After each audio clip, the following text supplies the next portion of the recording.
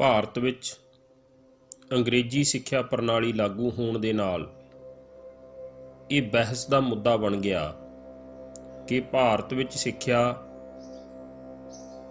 ਭਾਰਤੀ ਪੁਰਾਤਨ ਪ੍ਰਣਾਲੀ ਅਨੁਸਾਰ ਜਾਂ ਫਿਰ ਨਵੀਂ ਪੱਛਮੀ ਸਿੱਖਿਆ ਪ੍ਰਣਾਲੀ ਅਨੁਸਾਰ ਦਿੱਤੀ ਜਾਣੀ ਚਾਹੀਦੀ ਹੈ। ਵੱਖ-ਵੱਖ ਭਾਰਤੀ ਵਿਦਵਾਨਾਂ ਦੀ ਰਾਏ ਇਸ 'ਤੇ ਵੱਖ-ਵੱਖ ਸੀ। ਜਿੱਥੇ ਕੁਝ ਭਾਰਤੀ ਵਿਦਵਾਨ ਨਵੀਂ ਸਿੱਖਿਆ ਪ੍ਰਣਾਲੀ ਦੇ ਹੱਕ ਵਿੱਚ ਸਨ, ਉੱਥੇ ਹੀ ਕੁਝ ਭਾਰਤੀ ਵਿਦਵਾਨ ਇਸ ਦਾ ਵਿਰੋਧ ਕਰਦੇ ਸਨ। ਇਸ ਦੇ ਨਾਲ ਹੀ ਕਈ ਭਾਰਤੀ ਵਿਦਵਾਨਾਂ ਨੇ ਦੋਵੇਂ ਸਿੱਖਿਆ ਪ੍ਰਣਾਲੀ ਨੂੰ ਮਿਸ਼ਰਤ ਰੂਪ ਵਿੱਚ ਲਾਗੂ ਕਰਨ ਦਾ ਸੁਝਾਅ ਵੀ ਦਿੱਤਾ ਸੀ। ਇੱਥੇ ਅਸੀਂ ਭਾਰਤੀ ਵਿਦਵਾਨਾਂ ਦੇ ਸਿੱਖਿਆ ਖੇਤਰ ਵਿੱਚ ਯੋਗਦਾਨ 'ਤੇ ਚਰਚਾ ਕਰਾਂਗੇ।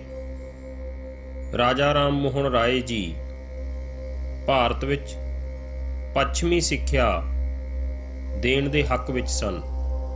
ਉਹਨਾਂ ਦਾ ਵਿਚਾਰ ਸੀ ਕਿ ਭਾਰਤੀ ਲੋਕਾਂ ਵਿੱਚ ਪ੍ਰਚਲਿਤ ਅੰਧ ਵਿਸ਼ਵਾਸ ਅਤੇ ਗਲਤ ਰੀਤੀ ਰਿਵਾਜਾਂ ਨੂੰ ਪੱਛਮੀ ਸਿੱਖਿਆ ਦੇ ਵਿਕਾਸ ਨਾਲ ਖਤਮ ਕੀਤਾ ਜਾ ਸਕਦਾ ਹੈ। ਰਾਜਾ ਰਾਮ ਮੋਹਨ ਰਾਏ ਜੀ ਬੰਗਾਲੀ, ਫਾਰਸੀ, ਸੰਸਕ੍ਰਿਤ, ਉਰਦੂ, ਅੰਗਰੇਜ਼ੀ ਅਤੇ ਗ੍ਰੀਕ ਭਾਸ਼ਾਵਾਂ ਦੇ ਵਿਦਵਾਨ ਸਨ। ਰਾਜਾ ਰਾਮ ਮੋਹਨ ਰਾਏ ਜੀ ਨੇ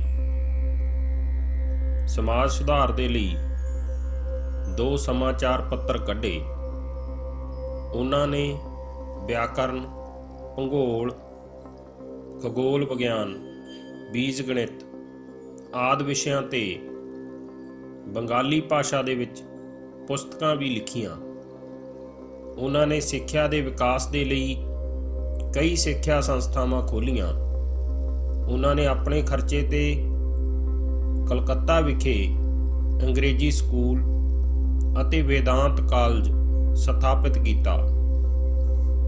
ਸਵਾਮੀ ਦਇਆਨੰਦ ਸਰਸਵਤੀ ਜੀ ਭਾਰਤ ਵਿੱਚ ਪੱਛਮੀ ਸਿੱਖਿਆ ਪ੍ਰਣਾਲੀ ਅਤੇ ਨਾਲ ਹੀ ਪੁਰਾਤਨ ਭਾਰਤੀ ਸਿੱਖਿਆ ਪ੍ਰਣਾਲੀ ਦਾ ਮਿਸ਼ਰਤ ਰੂਪ ਲਾਗੂ ਕਰਨਾ ਚਾਹੁੰਦੇ ਸਨ।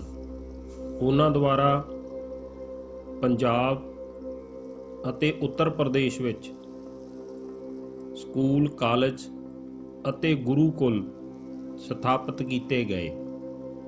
1886 ਈਸਵੀ ਵਿੱਚ ਦਇਆਨੰਦ ਸਰਸਵਤੀ ਜੀ ਦੀ ਮੌਤ ਤੋਂ ਬਾਅਦ ਉਹਨਾਂ ਦੀ ਯਾਦ ਵਿੱਚ ਲਾਹੌਰ ਵਿਖੇ ਦਇਆਨੰਦ ਐਗਲੋ ਸਕੂਲ ਖੋਲ੍ਹਿਆ ਗਿਆ। ਇਸ ਤੋਂ ਬਾਅਦ 1899 ਈਸਵੀ ਵਿੱਚ ਇਸ ਸਕੂਲ ਦੇ ਨਾਲ ਦਇਆਨੰਦ ਐਗਲੋ ਵੈਦਿਕ ਕਾਲਜ ਵੀ ਖੋਲ੍ਹਿਆ ਗਿਆ। ਬਾਅਦ ਵਿੱਚ ਹੁਸ਼ਿਆਰਪੁਰ, ਜਲੰਧਰ ਅਤੇ ਕਾਨਪੁਰ ਸ਼ਹਿਰਾਂ ਵਿੱਚ DAV ਸਕੂਲ ਖੋਲ੍ਹੇ ਗਏ। ਸਵਾਮੀ ਦਇਆਨੰਦ ਸਰਸਵਤੀ ਜੀ ਦੇ ਸਮੇਂ ਮੇਰਠ ਵਿੱਚ ਕੰਨਿਆ ਮਹਾਵਿਦਿਆਲਿਆ ਵੀ ਸਥਾਪਿਤ ਕੀਤਾ ਗਿਆ ਸੀ।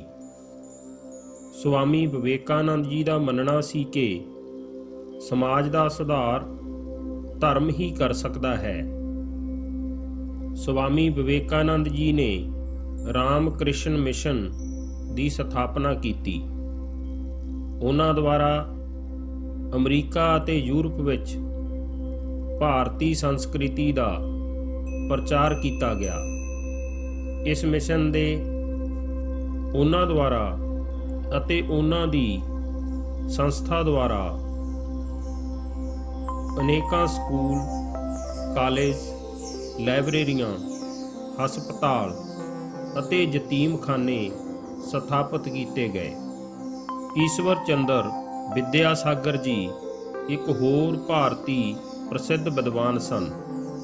ਉਹਨਾਂ ਦੁਆਰਾ ਲੜਕੀਆਂ ਨੂੰ ਸਿੱਖਿਆ ਦੇਣ ਦੇ ਖੇਤਰ ਵਿੱਚ ਵਿਸ਼ੇਸ਼ ਯੋਗਦਾਨ ਪਾਇਆ ਗਿਆ। ਉਹਨਾਂ ਨੇ ਬੰਗਾਲੀ ਭਾਸ਼ਾ ਵਿੱਚ ਪ੍ਰੀਮਰ ਵਰਨਾ ਪ੍ਰੀਚਿਆ ਨਾਂ ਦੀ ਕਿਤਾਬ ਲਿਖੀ ਜਿਸ ਦੇ ਨਾਲ ਭਾਸ਼ਾ ਸਿੱਖਣਾ ਆਸਾਨ ਹੋ ਗਿਆ। ਉਹਨਾਂ ਦੀ ਇਹ ਪੁਸਤਕ ਅੱਜ ਵੀ ਪ੍ਰਚਲਿਤ ਹੈ। ਭਾਰਤ ਵਿੱਚ ਥੀਓਸੋਫੀਕਲ ਸੁਸਾਇਟੀ ਦੀ ਪ੍ਰੈਜ਼ੀਡੈਂਟ ਸ਼੍ਰੀਮਤੀ ਐਨੀ ਬੇਸੈਂਟ ਦੁਆਰਾ ਕਈ ਸਥਾਨਾਂ ਤੇ ਲੜਕੇ ਲੜਕੀਆਂ ਲਈ ਸਕੂਲ ਅਤੇ ਕਾਲਜ ਸਥਾਪਿਤ ਕੀਤੇ ਗਏ। ਉਹਨਾਂ ਨੇ ਬਨਾਰਸ ਵਿੱਚ ਕੇਂਦਰੀ ਹਾਈ ਸਕੂਲ ਸਥਾਪਿਤ ਕੀਤਾ, ਜੋ ਕਿ ਬਾਅਦ ਵਿੱਚ ਹਿੰਦੂ ਵਿਸ਼ਵ ਵਿਦਿਆਲਿਆ ਬਣ ਗਿਆ। ਮਹਾਤਮਾ ਗਾਂਧੀ ਜੀ ਪੱਛਮੀ ਸਿੱਖਿਆ ਦੇ ਵਿਰੁੱਧ ਸਨ। ਉਹਨਾਂ ਦਾ ਵਿਚਾਰ ਸੀ ਕਿ ਅੰਗਰੇਜ਼ੀ ਸਿੱਖਿਆ ਪ੍ਰਣਾਲੀ ਨੇ ਸਾਨੂੰ ਗੁਲਾਮ ਬਣਾ ਕੇ ਰੱਖ ਦਿੱਤਾ ਹੈ। ਭਾਰਤੀ ਵਿਦਿਆਰਥੀ ਪੱਛਮੀ ਸੱਭਿਅਤਾ ਨੂੰ ਉੱਤਮ ਮੰਨ ਰਹੇ ਹਨ। ਪੱਛਮੀ ਸੰਸਥਾਵਾਂ ਵਿੱਚ ਪੜ੍ਹਨ ਵਾਲੇ ਵਿਦਿਆਰਥੀ ਪੱਛਮ ਤੋਂ ਆਉਣ ਵਾਲੀਆਂ ਚੀਜ਼ਾਂ ਦੀ ਪ੍ਰਸ਼ੰਸਾ ਕਰਦੇ ਹਨ। ਵਿਦੇਸ਼ੀ ਭਾਸ਼ਾਵਾਂ ਬੋਲਣ ਵਾਲੇ ਭਾਰਤੀ ਆਪਣੀ ਜਨਤਾ ਨਾਲ ਜੁੜੇ ਰਹਿਣ ਦੇ ਤੌਰ ਤਰੀਕੇ ਭੁੱਲ ਚੁੱਕੇ ਹਨ। ਉਹਨਾਂ ਨੂੰ ਆਪਣੀ ਹੀ ਭੂਮੀ ਤੇ ਅਜਨਬੀ ਬਣਾ ਦਿੱਤਾ ਗਿਆ ਹੈ। ਉਹ ਨਾ ਤਾਂ ਚੰਗੀ ਤਰ੍ਹਾਂ ਅੰਗਰੇਜ਼ੀ ਪੜ੍ਹ ਸਕਦੇ ਸਨ ਅਤੇ ਨਾ ਹੀ ਉਹਨਾਂ ਨੂੰ ਭਾਰਤੀ ਭਾਸ਼ਾਵਾਂ ਦਾ ਗਿਆਨ ਸੀ।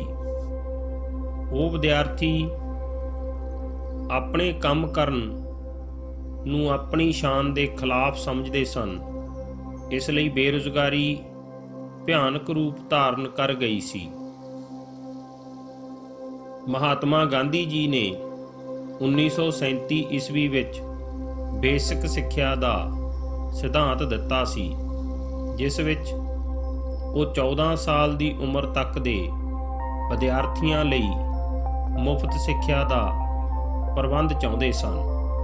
ਉਹਨਾਂ ਦਾ ਵਿਚਾਰ ਸੀ ਕਿ ਸਿੱਖਿਆ ਭਾਰਤੀ ਭਾਸ਼ਾਵਾਂ ਵਿੱਚ ਦਿੱਤੀ ਜਾਣੀ ਚਾਹੀਦੀ ਹੈ ਅਤੇ ਸਿੱਖਿਆ ਦੇ ਨਾਲ ਵਿਦਿਆਰਥੀਆਂ ਦੇ ਹੁਨਰ ਨੂੰ ਭਾਵ ਕਿ ਦਸਤਕਾਰੀ ਨੂੰ ਪ੍ਰਫੁੱਲਤ ਕਰਨਾ ਚਾਹੀਦਾ ਹੈ। ਰਵਿੰਦਰਨਾਥ ਟੈਗੋਰ ਜੀ ਵਿਦਿਆਰਥੀਆਂ ਨੂੰ ਕੁਦਰਤੀ ਵਾਤਾਵਰਣ ਵਿੱਚ ਸਿੱਖਿਆ ਦੇਣ ਦੇ ਪੱਖ ਵਿੱਚ ਸਨ। ਉਹਨਾਂ ਅਨੁਸਾਰ ਬੱਚਿਆਂ ਨੂੰ ਸਕੂਲ ਜਾਣਾ ਜੇਲ੍ਹ ਦੀ ਤਰ੍ਹਾਂ ਲੱਗਦਾ ਸੀ ਅਤੇ ਉੱਥੇ ਵਿਦਿਆਰਥੀਆਂ ਦਾ ਦਮ ਘੁੱਟਦਾ ਸੀ। ਬੱਚੇ ਕੇਵਲ ਅਧਿਆਪਕ ਨੂੰ ਸੁਣ ਰਹੇ ਹੁੰਦੇ ਸਨ ਅਤੇ ਉਹਨਾਂ ਦਾ ਦਿਮਾਗ ਕਿਤੇ ਹੋਰ ਭਟਕ ਰਿਹਾ ਹੁੰਦਾ ਸੀ। ਇਸ ਲਈ ਰਵਿੰਦਰਨਾਥ ਟੈਗੋਰ ਜੀ ਨੇ ਇੱਕ ਅਜਿਹਾ ਸਕੂਲ ਖੋਲ੍ਹਿਆ ਜਿਸ ਵਿੱਚ ਵਿਦਿਆਰਥੀ ਕੁਦਰਤੀ ਵਾਤਾਵਰਣ ਦੇ ਨੇੜੇ ਰਹਿ ਕੇ ਸਿੱਖਿਆ ਪ੍ਰਾਪਤ ਕਰਦੇ ਸਨ। ਇਸ ਵਿੱਚ ਬੰਧਨਕਾਰੀ ਅਨੁਸ਼ਾਸਨ ਨਹੀਂ ਸੀ। ਅਧਿਆਪਕ ਵਿਦਿਆਰਥੀਆਂ ਨੂੰ ਸਮਝਦਾ ਸੀ ਅਤੇ ਉਹਨਾਂ ਦੀ ਇੱਛਾ ਨੂੰ ਵਿਕਸਿਤ ਕਰਨ ਵਿੱਚ ਮਦਦ ਕਰਦਾ ਸੀ। ਅਜਿਹੀ ਸੰਸਥਾ ਰਵਿੰਦਰਨਾਥ ਟੈਗੋਰ ਜੀ ਦੁਆਰਾ ਕਲਕੱਤੇ ਤੋਂ 100 ਕਿਲੋਮੀਟਰ ਦੂਰ ਪੇਂਡੂ ਖੇਤਰ ਵਿੱਚ ਸ਼ਾਂਤੀ ਨਿਕੇਤਨ ਨਾਮ ਦਾ ਸਕੂਲ ਖੋਲ੍ਹਿਆ ਗਿਆ, ਜੋ ਕਿ ਕੁਦਰਤ ਦੇ ਬਹੁਤ ਨੇੜੇ ਸੀ ਅਤੇ ਇੱਥੇ ਕੁਦਰਤੀ ਵਾਤਾਵਰਣ ਵਿੱਚ ਵਿਦਿਆਰਥੀਆਂ ਨੂੰ ਸਿੱਖਣ ਦਾ ਮੌਕਾ ਦਿੱਤਾ ਜਾਂਦਾ ਸੀ। ਮਹਾਰਾਜ ਸਿਆਜੀ ਰਾਓ ਤੀਜੇ ਦੁਆਰਾ ਬੜੌਦਾ, ਗੁਜਰਾਤ ਵਿਖੇ ਮਹਾਰਾਜ ਸਿਆਜੀ ਰਾਓ ਵਿਸ਼ਵ ਵਿਦਿਆਲੇ ਖੋਲ੍ਹਿਆ ਗਿਆ। ਮਹਾਰਾਜਾ ਸਿਆਜੀ ਰਾਓ ਇੱਕ ਪ੍ਰਸਿੱਧ ਵਿਦਵਾਨ ਸਨ। ਉਹਨਾਂ ਨੇ ਸਿੱਖਿਆ ਦੇ ਖੇਤਰ ਵਿੱਚ ਬਹੁਤ ਸੁਧਾਰ ਕੀਤੇ। ਉਹਨਾਂ ਨੇ ਆਪਣੇ ਰਾਜ ਦੀ ਸਹਾਇਤਾ ਨਾਲ ਬਹੁਤ ਸਾਰੇ ਸਕੂਲ, ਲਾਇਬ੍ਰੇਰੀਆਂ ਅਤੇ ਹਸਪਤਾਲ ਖੋਲ੍ਹੇ। ਉਹਨਾਂ ਦੁਆਰਾ 1881 ਈਸਵੀ ਵਿੱਚ ਬੜੌਦਾ, ਗੁਜਰਾਤ ਵਿਖੇ ਇੱਕ ਕਾਲਜ ਖੋਲ੍ਹਿਆ ਗਿਆ, ਜੋ ਕਿ ਬਾਅਦ ਵਿੱਚ ਇੱਕ ਵਿਸ਼ਵ ਵਿਦਿਆਲੇ ਬਣ ਗਿਆ। ਬੜੌਦਾ ਦੇ ਮਹਾਰਾਜਾ ਸਿਆਜੀ ਰਾਓ ਵਿਸ਼ਵ ਵਿਦਿਆਲੇ ਵਿੱਚ ਕੇਵਲ ਅੰਗਰੇਜ਼ੀ ਮਾਧਿਅਮ ਵਿੱਚ ਸਿੱਖਿਆ ਦਿੱਤੀ ਜਾਂਦੀ ਹੈ।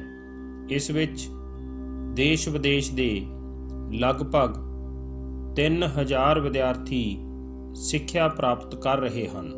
ਸਰ ਸੈਯਦ ਅਹਿਮਦ ਖਾਨ ਪਹਿਲੇ ਮੁਸਲਮਾਨ ਸਮਾਜ ਸੁਧਾਰਕ ਸਨ। ਉਹਨਾਂ ਨੇ 19ਵੀਂ ਸਦੀ ਵਿੱਚ ਇਸਲਾਮੀ ਸਮਾਜ ਅਤੇ ਧਰਮ ਦਾ ਸੁਧਾਰ ਕਰਨ ਲਈ ਅਲੀਗੜ੍ਹ ਅੰਦੋਲਨ ਦੀ ਨੀਂਹ ਰੱਖੀ ਸੀ। ਉਹਨਾਂ ਨੇ ਭਾਰਤੀ ਮੁਸਲਮਾਨਾਂ ਵਿੱਚ ਪ੍ਰਚਲਿਤ ਅੰਧ ਵਿਸ਼ਵਾਸਾਂ ਅਤੇ ਝੂਠੇ ਰੀਤੀ ਰਿਵਾਜਾਂ ਨੂੰ ਖਤਮ ਕਰਨ ਲਈ ਇਸਲਾਮ ਧਰਮ ਦੇ ਸਿਧਾਂਤਾਂ ਦੀ ਵਿਆਖਿਆ ਕੀਤੀ ਸੀ। ਉਹਨਾਂ ਨੇ ਪੱਛਮੀ ਸਿੱਖਿਆ ਪ੍ਰਣਾਲੀ 'ਤੇ ਜ਼ੋਰ ਦਿੱਤਾ ਸੀ। ਉਹਨਾਂ ਨੇ ਕਈ ਸਿੱਖਿਆ ਸੰਸਥਾਵਾਂ ਸਥਾਪਿਤ ਕੀਤੀਆਂ ਸਨ। 1878 ਈਸਵੀ ਵਿੱਚ ਸਰ ਸੈਯਦ ਅਹਿਮਦ ਖਾਨ ਲੋਕ ਸੇਵਾ ਆਯੋਗ ਦੇ ਮੈਂਬਰ ਬਣ ਗਏ ਸਨ। 1882 ਈਸਵੀ ਵਿੱਚ ਉਹਨਾਂ ਨੂੰ ਵਾਇਸਰਾਏ ਦੀ ਪ੍ਰੀਸ਼ਦ ਦਾ ਮੈਂਬਰ ਨਿਯੁਕਤ ਕੀਤਾ ਗਿਆ ਸੀ। 1888 ਈਸਵੀ ਵਿੱਚ ਉਹਨਾਂ ਨੂੰ ਸਰ ਦੀ ਉਪਾਧੀ ਦਿੱਤੀ ਗਈ ਸੀ। 1898 ਈਸਵੀ ਵਿੱਚ ਉਹਨਾਂ ਦਾ ਦੇਹਾਂਤ ਹੋ ਗਿਆ ਸੀ। ਹਿਦਾਇਤ ਉੱਲਾ ਖਾਨ ਅਤੇ ਸਰ ਸੈਯਦ ਅਹਿਮਦ ਖਾਨ ਦਾ ਵਿਚਾਰ ਸੀ ਕਿ ਮੁਸਲਿਮ ਸਮਾਜ ਦੇ ਲੋਕਾਂ ਦੇ ਵਿਕਾਸ ਦੇ ਲਈ ਅੰਗਰੇਜ਼ੀ ਭਾਸ਼ਾ ਅਤੇ ਪੱਛਮੀ ਸਾਹਿਤ ਦੀ ਸਿੱਖਿਆ ਬਹੁਤ ਜ਼ਰੂਰੀ ਹੈ। ਇਸ ਕਰਕੇ ਸਰ ਸੈਯਦ ਅਹਿਮਦ ਖਾਨ ਦੀ ਅਗਵਾਈ ਹੇਠ ਹਿਦਾਇਤ ਉੱਲਾ ਖਾਨ ਨੇ 1875 ਈਸਵੀ ਵਿੱਚ ਅਲੀਗੜ੍ਹ ਸ਼ਹਿਰ ਵਿੱਚ ਮੁਸਲਿਮ ਐਂਗਲੋ ਓਰੀਐਂਟਲ ਕਾਲਜ ਦੀ ਸਥਾਪਨਾ ਕੀਤੀ ਸੀ। 1920 ਈਸਵੀ ਵਿੱਚ ਇਹ ਕਾਲਜ ਅਲੀਗੜ੍ਹ ਮੁਸਲਿਮ ਵਿਸ਼ਵ ਵਿਦਿਆਲਿਆ ਬਣ ਗਿਆ ਸੀ। ਇਸ ਦੀ ਪਹਿਲੀ ਚਾਂਸਲਰ ਸੁਲਤਾਨ ਜਹਾਂ ਬੇਗਮ ਸੀ। ਹੌਲੀ ਹੌਲੀ ਇਸ ਵਿਸ਼ਵ ਵਿਦਿਆਲੇ ਨੇ ਬਹੁਤ ਉੱਨਤੀ ਕੀਤੀ। ਇਸ ਨੇ ਬਹੁਤ ਸਾਰੇ ਮੈਡੀਕਲ ਅਤੇ ਇੰਜੀਨੀਅਰਿੰਗ ਕਾਲਜ ਸਥਾਪਿਤ ਕੀਤੇ। ਅੱਜ ਕੱਲ੍ਹ ਇਸ ਵਿਸ਼ਵ ਵਿਦਿਆਲੇ ਵਿੱਚ ਲਗਭਗ 30,000 ਵਿਦਿਆਰਥੀ ਪੜ੍ਹਦੇ ਹਨ। ਇਸ ਵਿੱਚ ਲਗਭਗ 80 ਵਿਦਿਅਕ ਵਿਭਾਗ ਹਨ। ਸੋ ਵਿਦਿਆਰਥੀਓ, ਅਸੀਂ ਅੱਜ ਇਸ ਵੀਡੀਓ ਦੇ ਰਾਹੀਂ ਵੱਖ-ਵੱਖ ਭਾਰਤੀ ਵਿਦਵਾਨਾਂ ਦੇ ਸਿੱਖਿਆ ਦੇ ਖੇਤਰ ਵਿੱਚ ਯੋਗਦਾਨ ਬਾਰੇ ਚਰਚਾ ਕੀਤੀ ਹੈ। ਉਮੀਦ ਹੈ ਕਿ ਤੁਹਾਨੂੰ ਇਹ ਪਾਠ ਚੰਗੀ ਤਰ੍ਹਾਂ ਸਮਝ ਆ ਗਿਆ ਹੋਵੇਗਾ। ਵੀਡੀਓ ਨੂੰ ਲਾਈਕ, ਸ਼ੇਅਰ ਕਰਨਾ ਨਾ ਭੁੱਲਣਾ। ਧੰਨਵਾਦ।